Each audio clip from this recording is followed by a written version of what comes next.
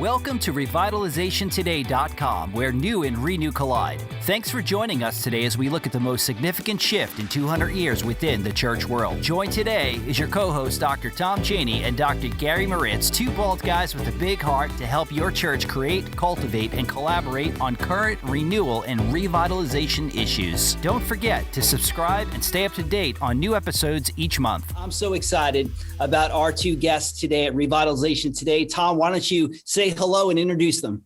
Well, it's good afternoon to all four of you, three of you, counting myself, four. And we're going to talk today about a cool book. It just came out from Pete and Michael, and I introduced them just a second, but it's Reclaiming, a handbook for developing a restorative culture in your church. And Pete, I won't even ask you what J stands for Pete Tackett, Michael D. Stover are the authors, and they're here with us today. Pete actually writes for the Church Revitalizer magazine as well as Gary and I. So he's kind of like a just old thing. And Michael, you need to get some free time, so maybe you could. But anyway, but it is really good, gentlemen, to have you here and welcome today. Wow, it's good to be here. Michael and I have been looking forward to it. You know, the pandemic kind of shut a lot of things down. So we're kind of enjoying this, kind of getting back out and doing some things around the book right now. So thanks for having us today. Well, let me tell everybody, if I can, a little bit about you two. First of all, Pete is the lead pastor of Antioch Baptist Church in Johnson City, Tennessee. And he leads a loosely organized group, and he actually says in his author's page with no name, whose primary goal is to lead broken churches and broken servants to a place where God can restore and redeploy them into useful service in the kingdom.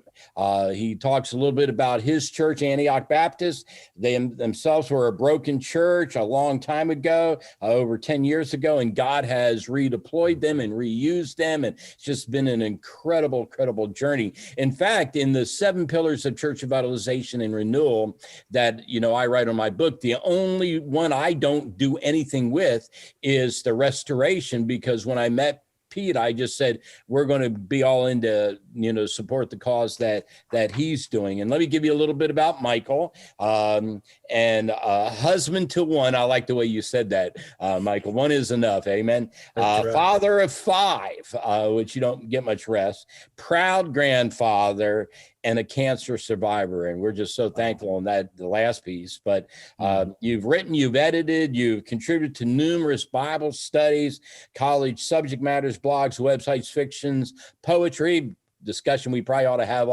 offline, and nonfiction works. Your background comes from Union University and Mid-American Baptist Theological Seminary. You've edited and written for so many of the organizations that a lot of us use. And Michael, it's just really an honor to have you with us for this time today. So we want to welcome you as well. Thank you, Tom. I'm glad to be here. Yeah, now Pete's old hand, he's just used to us blowing in and going, but you know, just buckle in and get ready, Michael. Just you two jump in. We'll ask questions and shut up. But you know, Michael, you're sitting there with Pete. You may have to raise your hand, just get Pete to be quiet. But we'll just have to wait and see on that. So we always say that I'm the talker, he's the writer. The book would be incoherent without him. But so I do most of the talking and he does most of the fixing. The man speaks truth. Let me tell you, we'll go from there. All right. Well, let's go ahead and kick off. And if we can, Gary, just let me just start with this question. What, you know, we're talking about restoration, talking about reclaiming, and we usually ask why the book is written, but we'll save that for a little later, because I think it's more important when we think about this. What is the need for restoration type ministries, restorative ministries, both for the local church, but also for those servants, the individuals who, you know, have missteps, and, you know, you can go more into that than I would, but I don't know which one wants to jump in first, but I guess we'll let Pete jump in first and go. You know, Tom, we read the numbers and you see the numbers. You know, it's funny. Some people say 1,200 pastors quit a month. I think that's been debunked. I don't think that number's that high. I see a Lifeway number that says 250 to 300 pastors quit a month. It really doesn't matter if it's 300 or 1,200. It's probably somewhere between the two of them. But that's a lot of people leaving the profession at a time when there is an equal number of churches in really dire straits. One of the things that happens to so many churches, and it happened to the one where I'm currently the pastor, is they get to a place where healthy pastors won't touch them. They've struggled through a number of years of failure and struggle. And honestly, and you all know this, y'all are church revitalizers, there's more unhealthy churches than there are healthy churches in the evangelical world. And we are fast becoming, and I say this with a lot of respect because I got friends in all of these, but the Methodist Church is finding it hard to staff their smaller churches. Many of the denominations are. And the reality is that because of that, if the church doesn't quit throwing people away and instead starts trying to rebuild them and to also rebuild the churches, we're going to be in that position for a long time to come. And then, of course, you've got that pesky little thing about Galatians 6:1. This says we're supposed to do it. Mm-hmm. And then you've got people like me and Michael who, for different reasons, have been through seasons in our life where we thought we would never recover. And so that's kind of it. Michael, you may want to share a little more about that. Well, I know that I entered into this whole idea with you shortly after being a victim of, being ousted from a church that was doing some innovative things that kind of turned off people instead of getting them excited, and found no resources, nowhere to turn, very little encouragement. And, you kind of were connected with us and helped us to kind of get back on our feet and really get to the place where we are today. I mean, we had no home. We lived in the church's home when things blew up. We had to leave. We had to leave the home. We had left a job, didn't have any prospects. And frankly, after the treatment we had received, had no desire to ever set foot back in the church again, and shared that in the book.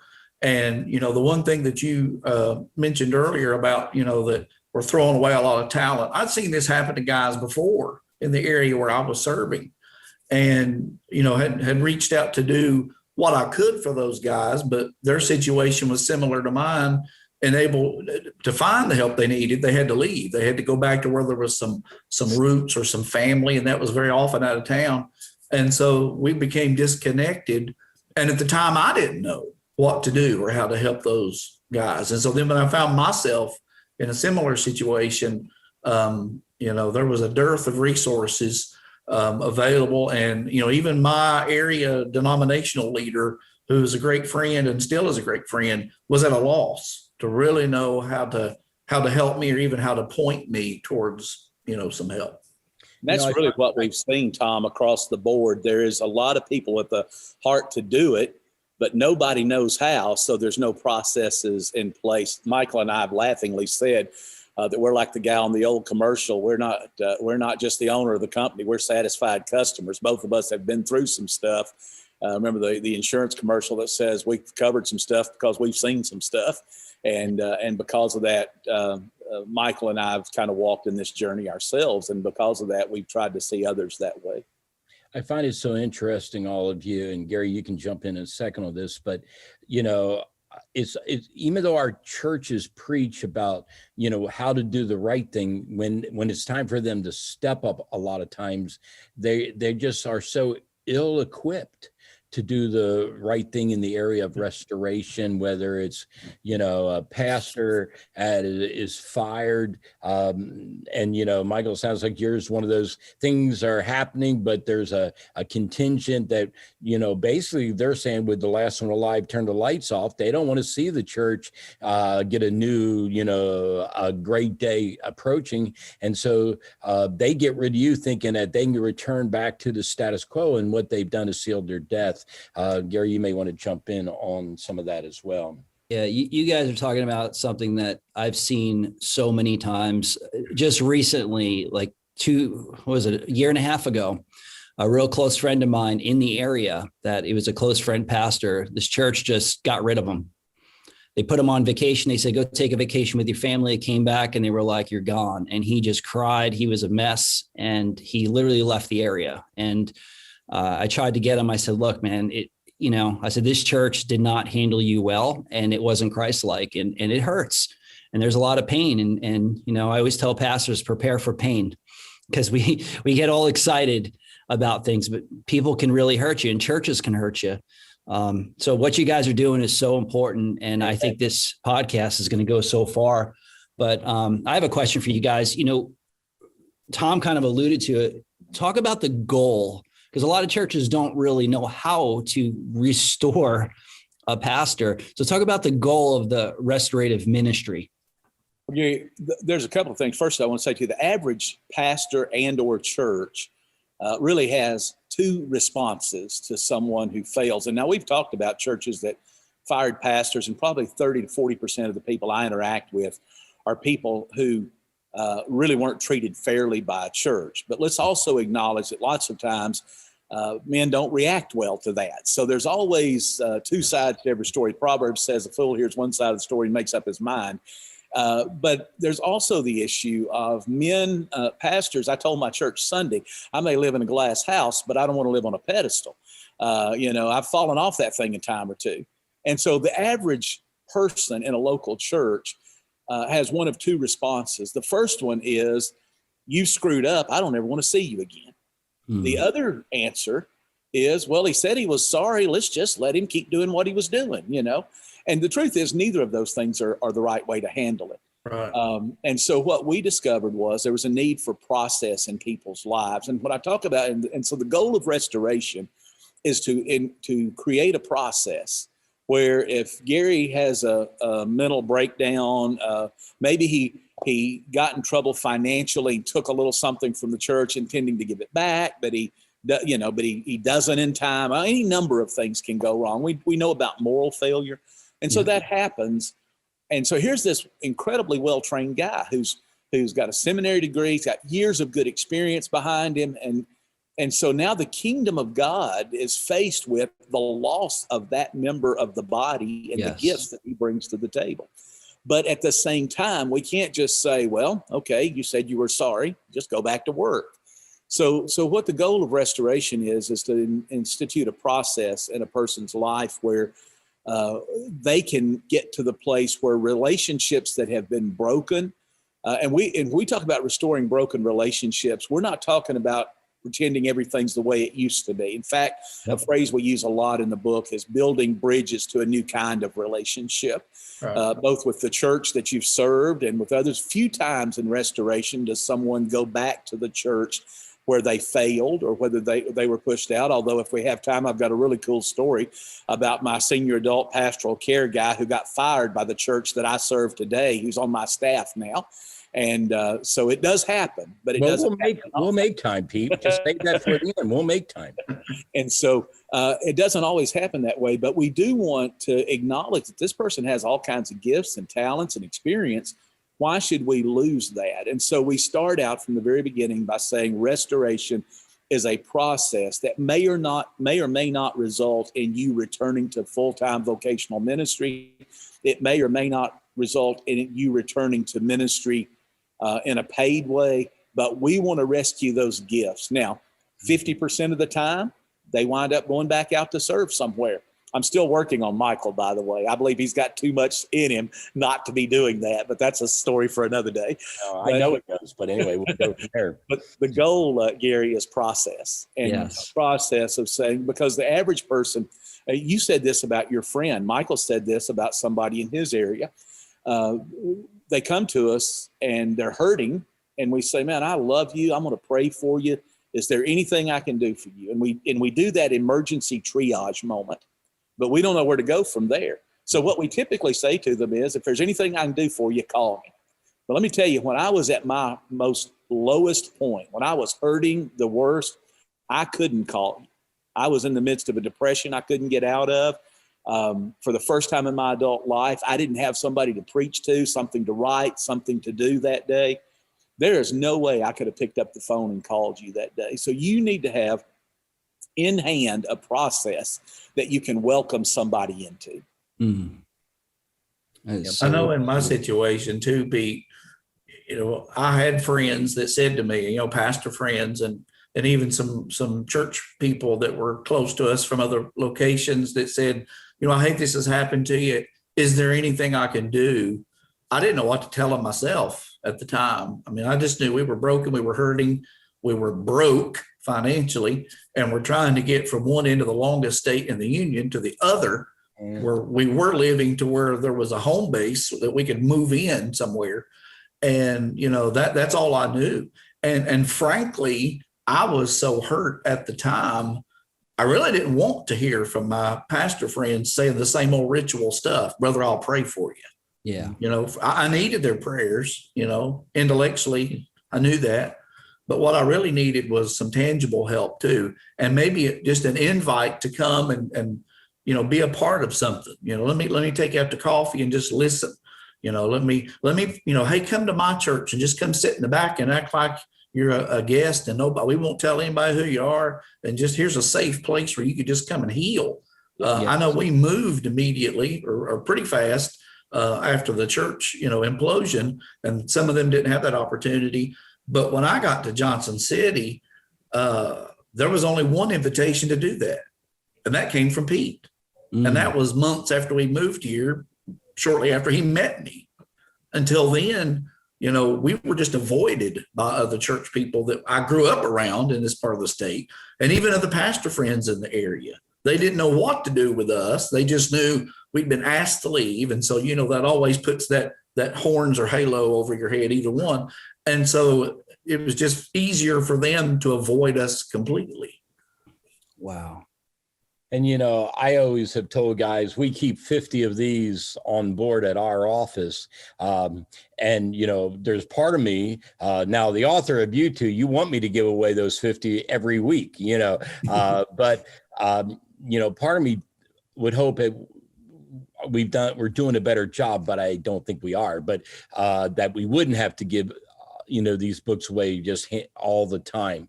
But Gary, I know you serve 5 New England states, and a healthy bunch of these sitting in your trunk or in your team's trunk would be just an incredible way.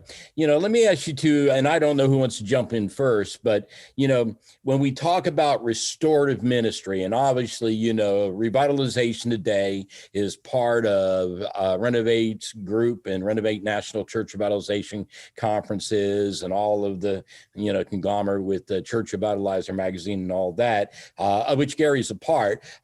How does the restorative ministry fit into church revitalization? And I don't know who wants to jump in first, but I know it does, or we wouldn't be sitting here with a book with, sitting here. But for those sitting out there today, explain that to them, would you guys, please? Michael, you want to go first, and then I'll pick it up. I know where it began for me was the whole idea of spiritual health. I needed a pathway back to becoming spiritually healthy, and I'm still on that pathway. When we moved back home and find a place to live and started looking for a job and was just concerned with the basics of living, had kids to feed, mouths to feed. The last thing I wanted to do or hear from was a church, period. And, we moved in with my parents, who brought me up in church, were some of the most spiritually mature people I know. Wow. And they were wise enough not to badger us about it. But they knew, and of course have been praying all along, that we could move into a spiritual family.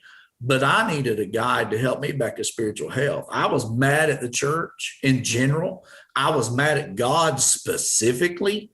And so for over a year, we slept in on Sundays, and we're glad to do it.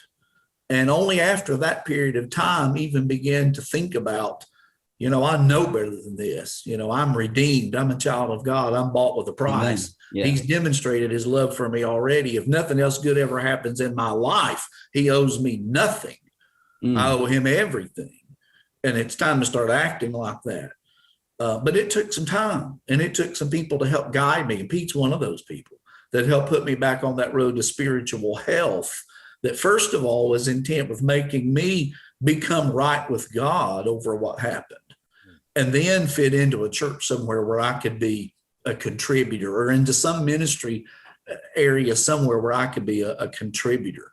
And I think that's the heart of church revitalization, is individual spiritual revitalization, Once those people who've been damaged, whether the church has damaged them or they've been damaged by the actions of some minister, become right with God over how all that happened and what happened and their role, and then begin to plug into him, then we'll begin to see church revitalization take place. Yeah, that's a good point, Michael. That's very, very good. Go ahead, Pete. I think that too, there's this issue too. In the world of counseling, they say hurt people, mm-hmm. and broken churches break people.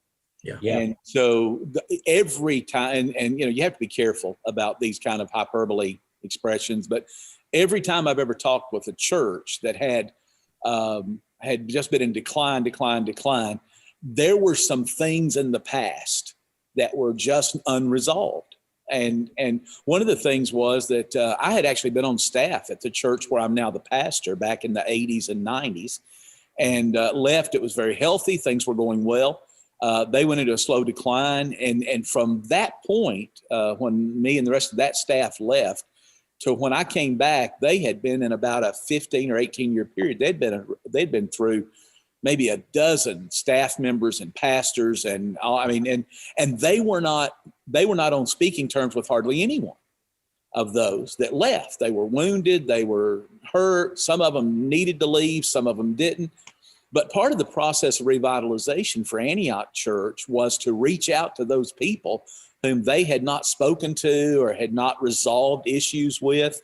And so we went through a 2-year period where I had every former pastor and staff member back to the church to preach and to say whatever they needed to say. And our people reached out to them in forgiveness and restoration. Interestingly enough, one of those guys is back now as our pastor emeritus. Another one that they actually fired is back as my senior adult pastor.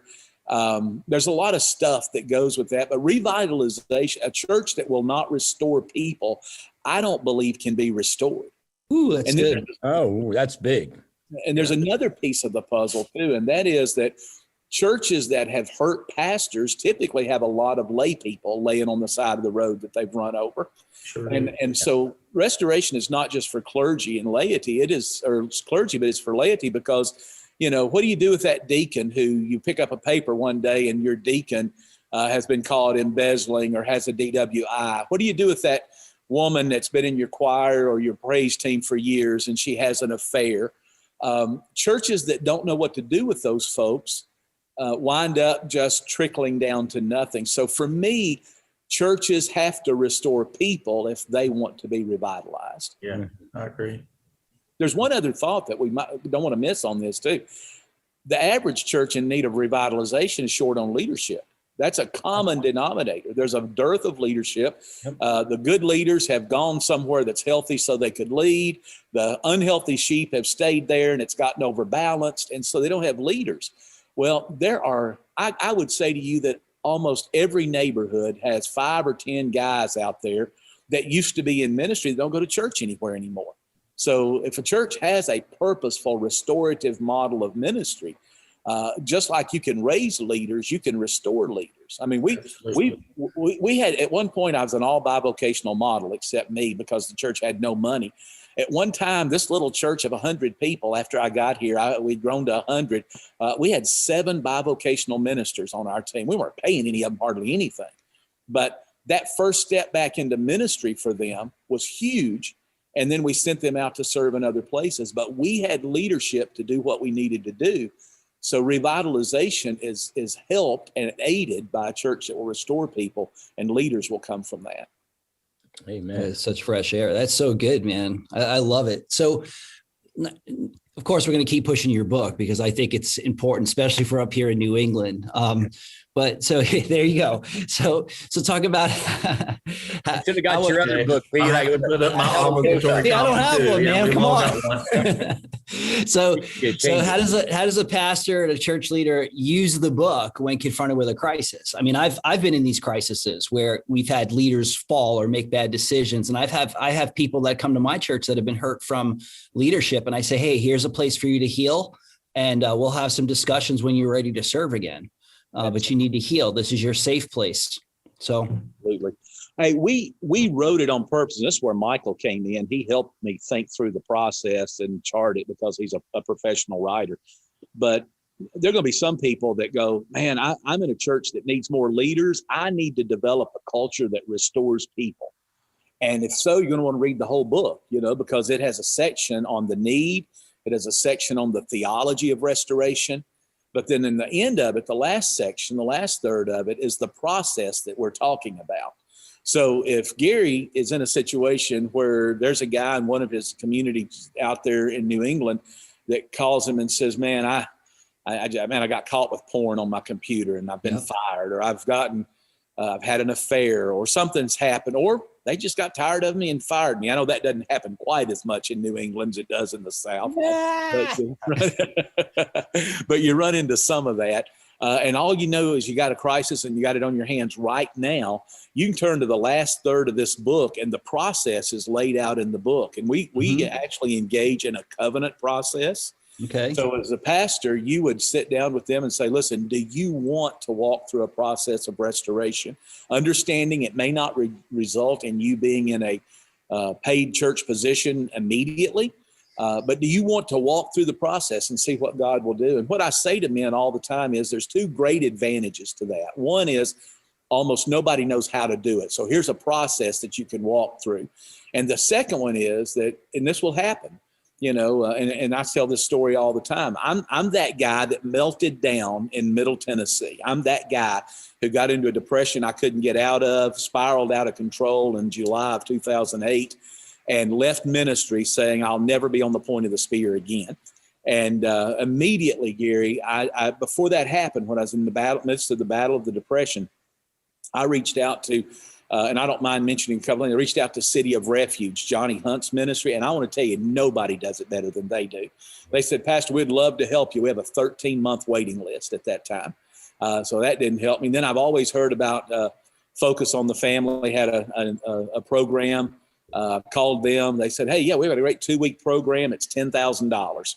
And so I didn't have $10,000 lying around at the time. Of course, I think H.B. London has since passed away. Now, he did lots of great writing on the subject, and I've used him extensively, but I didn't have $10,000. And so then I started looking. There just was nowhere. My denomination, Southern Baptist, had quit doing anything with Lifeway. They didn't even have a person in pastoral care at that point. That's before Mark Dance came on board, and Mark has since left.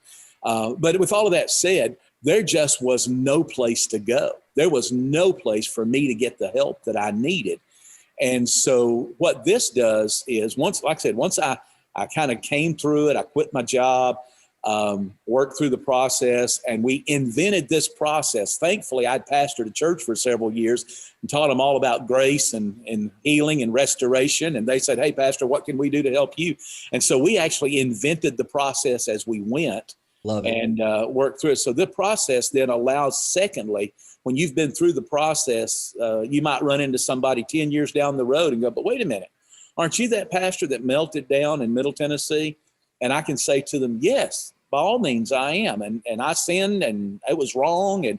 But let me tell you what God's done since then. And I tell them about that process that I went through. And it just gives you a way to say, listen, that's a bridge that I've crossed in my life. Well, we've talked about throughout our time the process. And if people aren't sitting out there with pen and paper saying, all right, when are we going to get to the process? Michael and Pete, what is the process of restoration? How do you define it in the book, and how do you lead people through it in the book? Explain to those, and our audience probably wants to get out a pad of paper and get ready to write it down. And probably they're already looking for Amazon, how to get this off of Amazon and go from there. But I don't know which one wants to jump in first, but jump in, and you got plenty of time, so share with us the process for our audience. Michael, I'm talking too much, but that's my bailiwick, so I'm going to jump back in on it, all right? You're doing a good job. If you make any mistakes, don't worry, I'll catch them. That's what editors do, isn't it? That's right. Hey, listen, first of all, Tom and Gary, it's a covenant-driven process. We enter into a covenant agreement, and at our church, it's between the church and the person. Not always that way, but our church has proactively decided that we're going to be in the restoration ministry. And so we have covenant process in place. What happens is if you come to me and you're broken for whatever reason, and you want to see how God might work and get you back on your feet. We help you name a restorative team, a restoration team. That team is made up of almost all people that I appoint, or my church does, plus one person that the person being restored appoints. I want him to have one guy on the team that he just knows is on his side, because quite honestly, it's a tough process. If it were easy, churches wouldn't think that you had done anything to get back where you need to be. So we appoint a team, and then we, as a team, we have about 25 different components of the process. And looking at each individual situation, we develop a specific covenant for that team. That always includes some things: monthly meetings with the restoration team. The restoree is not allowed to preach, teach, or engage in any kind of public ministry during the length of the covenant process until the leadership team allows him to. It almost always includes an accountability team besides that team, made up of people that he is committed to and they're committed to him. It involves getting counsel if they need it, if their family has been wounded, counseling for them. My church is gracious enough to give me just a bucket of money that I can pay for counseling for people like that. Because again, if you get yourself in Michael's position, there's no place to go. You don't have any money. And so we pay for their counseling. The process almost always includes a written confession of your part in whatever went wrong. And we always say not too graphic. We don't need the gory details, but we want you to acknowledge what went wrong in the process. The covenant almost always includes something that I think I developed. It may have come from somebody else. If I stole it, I couldn't find any place to attribute it. But part of our process is an extended conversation where they have to identify the red lights that they ran on the way to whatever crash happened. Mm-hmm. Go back down the road to where what happened that you and your spirit knew was wrong, or you felt the quickening of the spirit and you did it anyway. It might have been just anger because you were being mistreated, and then you lose your temper and you get fired. Well, maybe there was a red light that you ran along the way. So we just worked through. There's up to 25 different parts of the process, and then it concludes with a vote of the team who will either say to them, we believe that you are through the process and you're fully restored. And while we can't make any promises about what the rest of the kingdom will do, we believe that you could effectively return to vocational ministry at this point, or some variation of that. And then the team becomes, as part of the process, they become the cheerleaders for that guy, because just like at Antioch, giving all these guys jobs at my church and allowing them to preach at my church open doors for them to go somewhere else and actually make a living at it. But you got to have somebody on your side, because if I send you a resume and I've had an affair and it's been published in Baptist circles 5 years, 8 years ago, and my resume's laying there and you and 7 others are laying there, you may believe I'm the guy for the job. You may believe I'm the pastor that you need. You may even believe I'm the best preacher in the group. But who wants to fight that battle? And so to be able to call somebody else and say, tell me why you believe this guy is the right guy for the job. So we actually become, I say we put on our other hat, we become agents to try to help them get into some open doors of ministry. So it's a long and deliberate process, but it needs to be in order that people will feel like, hey, I've worked through this stuff. That's right. Something else I think it's important that we talk about, and we talk about this in the book and provide some ongoing resources on our website, reclaimingbook.com. Pete and I both do some podcasts and some blogs that address some questions that people just approaching this, they may not be ready to begin the restorative process because their church may not be ready, or they may have some reservations on their own and have serious questions.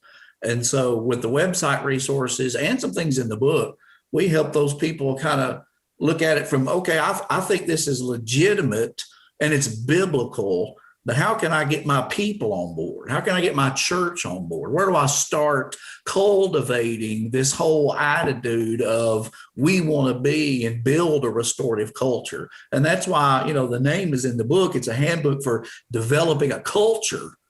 The culture has to come before the process. Mm-hmm. And so, we want to jump down and write down the process But to me, I think the center part of the book is essential. That's how to develop the culture. That's how to get people ready with the heart of Christ that say, I'm not going to put out this smoking flax. I'm not going to break this bruised reed. I'm going to look at that person with an idea of not what did they do, but what can I do?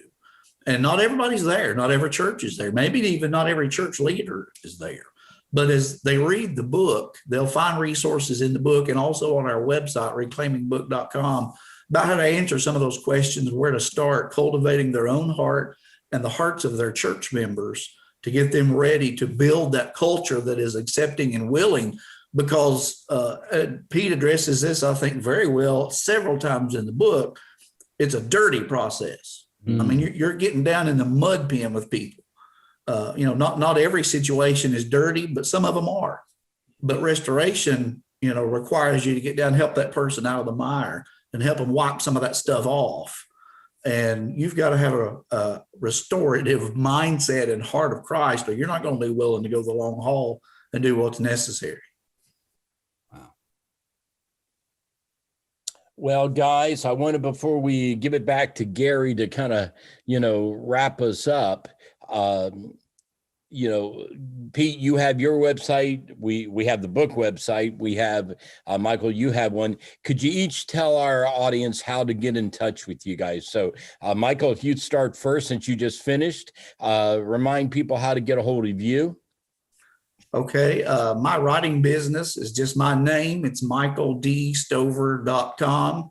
And you can email me there, mike@michaeldstover.com. If you have questions about the book or about restoration ministry, that website is reclaimingbook.com. And there is a form where you can fill it out and connect with us on the website, or you can just email us directly. And Pete and I both get those emails. It's connect@reclaimingbook.com. The website again is reclaimingbook.com. You can find our podcast and our blog posts there, as well as order the book through our website. There's a direct link there to the Amazon link where you can get it in digital or print copy, or you can connect with us directly at connect@reclaimingbook.com. All right. Well, Pete, he may have just said all of your thunder, which is good. But any other way they could connect with you, Pete? Yeah, my heart is restorative ministry, and so Michael helps us keep connected to the book and do all of that. But if you're a pastor or a church leader, and you just need to talk to somebody about a situation, that connect@reclaimingbook.com is one way to get in touch with me. It's connect@reclaimingbook.com. And then my personal website with my story on it is PeteTackett.com, PeteTackett.com. And it's PeteTackett.com. And then my email is Pete@PeteTackett.com. That's not vanity. That's just so I don't forget it. Pete@PeteTackett.com. And, we just love to help people. It's interesting. We've had a nationally known touring musician reach out to us for help through that website. Recently had a young lady that had had her past come up and attack her after she'd been on a church staff. We were able to minister to her. I leave that PeteTackett.com thing up online. It's a 12-year-old story, but people are like me. They're hurting. They're looking for help, and there's no place to find help. And so they start Googling things and they find the story, and then we're able to connect and help them. So, hey, do us a favor. Michael still has 5 children and a grandchild. Buy a book, all right? That would really help us. Go to Amazon.com and buy a book, and we'll pay Michael, okay? All right. What you said as we were beginning it, if we had time, there was a story about a gentleman that's on your staff that was let go from your staff way before you ever got there. I'm going to ask you just to share it briefly, and then Gary will close us out for the day. So kind of share with us, if you would, Pete. Sure. And by the way, there's a full podcast of it on reclaimingbook.com. I've told this story there. But Pastor Richard Long was the senior pastor when I was the youth pastor here. He lasted less than a year, had a lot of issues in his life, and wound up leaving his wife, nearly broke up another marriage, and left ministry. And they fired him, and probably should have. Some of that wasn't necessarily his fault. I think he was on the edge, and they pushed him over the edge. There was some back and forth to that. But he's gone 15, 18 years. And I ran into him at a Southern Baptist convention, and he called my name. And the last time I'd heard him call my name, it wasn't pleasant. And I turned around to talk to him, and he said, I need to tell you a story. And he told me how in 2005, 14 years after I had known him, that he had heard a man talk about pastors trying to pastor churches as lost men. He came under conviction and came to true saving faith in Jesus Christ. And I told my wife, so he even looks different. His countenance is different. God changed his life. And that was I met him again in 2005. I wound up back at Antioch in 2010. 2011, he retired from selling real estate out in Texas and moved back up here. And he came to me and he said, hey, Pastor, I just need to apologize to the church. Will you let me just come and apologize? And sure. And so on Father's Day, I asked him to go ahead and come. He could apologize to the church and said, share your story of being a lost pastor. And so he got up first thing. He just said, I just want to tell you all how deeply sorry I am for what I did here in 1991. I want to ask you, if you were here at that time, I want to ask you to forgive me. And by that time, revival winds had begun to blow, and spontaneously, some of those old timers began to stand up in the middle of a Sunday morning service saying, Pastor Richard, I forgive you. I'm sorry for what I did back then. Great things started happening. Wow. He and his wife, a couple of weeks later said, hey, would it be okay if we just attend church there? And so they started attending church. I started letting him do some chapel services for me. Found out he liked to do hospital ministry, kind of turned it over to him. And one thing led to another. And he's been on our staff for 8 years now. And it's funny, they call him to come see him in the hospital before they call me. And it's just been a great story of God's grace. And I believe that that's what the church ought to be. Amen. That's a great story. And I'm glad that you said it earlier so we could remind you at the end to share that wonderful, wonderful testimony there. Well, awesome. It's been great. And it's just been a great time with all of you. And so I just want to tell our listeners, thanks for listening to today's episode of Revitalization Today Podcast. And we really hope that you found this conversation helpful in helping you go further, faster in church revitalization and renewal. And so remember, we're here as long as you want us to be. So make sure you like and share this episode so others can find renewal and restoration too. Also, please be sure to visit renovateresources.com for further resources on church revitalization, leadership development, and church renewal, as well as previous editions of Revitalization Today podcast. Until he returns, stay refreshed, stay renewed, and stay revitalized. We'll talk to you next time.